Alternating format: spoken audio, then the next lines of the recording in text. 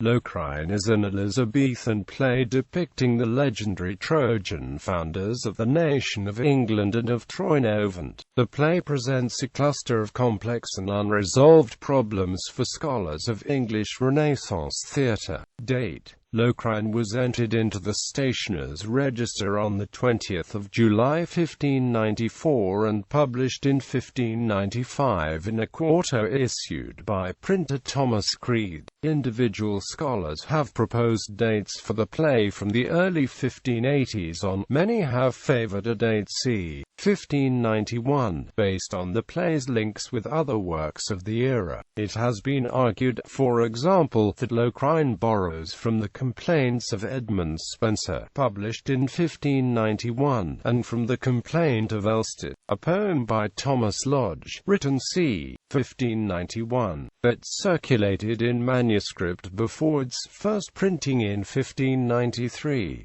The question of the play's date is complicated by the question of its authorship. If Charles Tilney was the play's author, it must date prior to Tilney's death in 1586. Authorship: the title page of the 1595 quarto advertised the play as newly set forth, overseen uncorrected, by W.S. An identification of W.S. with William Shakespeare apparently led to the play's inclusion among the 7 works that Philip Chetwynd added to the second impression of his Shakespeare Third Folio in 1664, which in turn led to the inclusion of Locrine in the Shakespeare Apocrypha. The play's stiff, formal verse is un-Shakespearean, but the extant text of Locrine does show evidence of revision. Some commentators have accepted the possibility that Shakespeare might have performed a revision, while others have rejected the idea. The authorship of the original play has been assigned to several dramatists of the era, with George Peele and Robert Greene being the 2 most common candidates. A manuscript note found in a copy of the 1595 quarto, and apparently by Sir George Buck, who was Master of the Revels under King James I from 1609 to 22, states that his cousin, Charles Tilney, was the author. Tilney WROT tragedy of this matter he named Astrild, I think is this. It was by his death, and now as felon hath published. I made Jube show for it.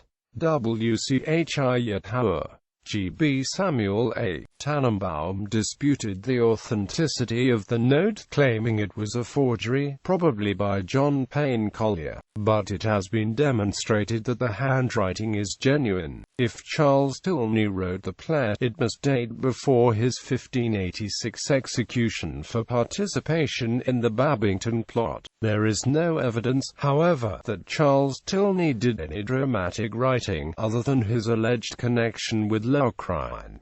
Locrine and Salamis. Locrine shares a complex interrelationship with another anonymous play of its era, Salamis, first published in 1594.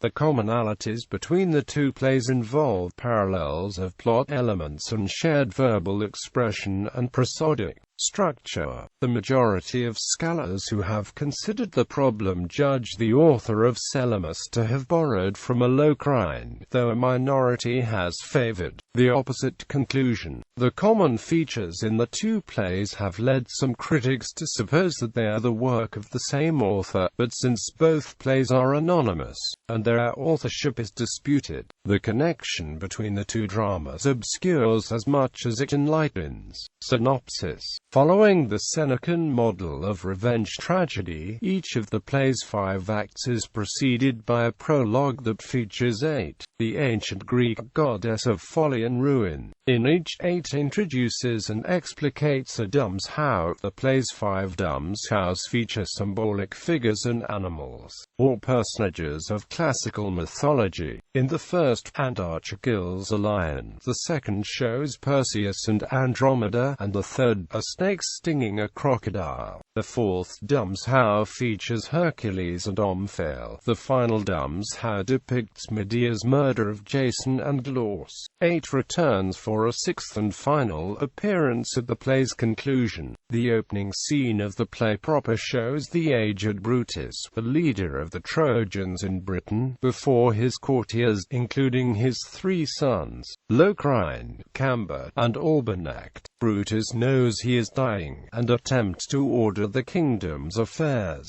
Among other points, he decrees that Locrine marry Gwendolen, the daughter of his loyal general Corinius.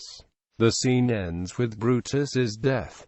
Locrine obeys his father's behest and marries Gwendolen. Meanwhile, the invading Scythians arrive for their incursion into the British Isles, led by the King Humber, with his wife Astrild and the son Hubba.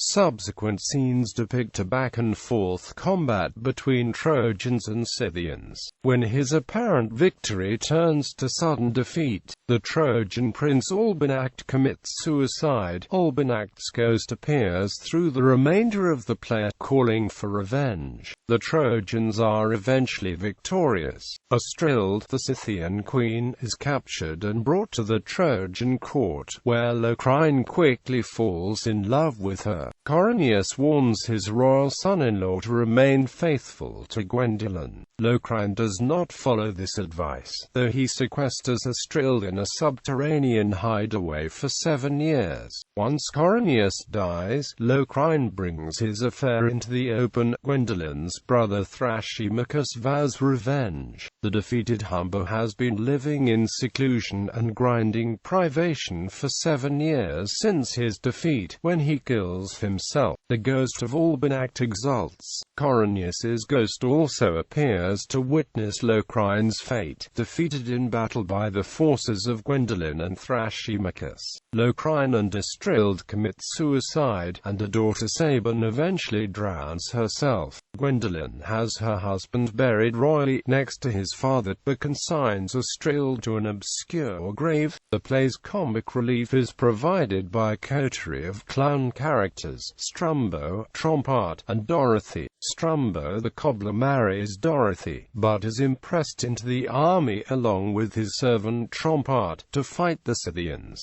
Strumbo survives battle by counterfeiting death. Trompart, yet one word, good master. Strumbo, I will not speak, for I am dead, I tell thee. Later Strumbo has an encounter with Humber just before the latter's suicide. Strumbo is prepared to feed the starving Humber, but is frightened away by Albonact's ghost.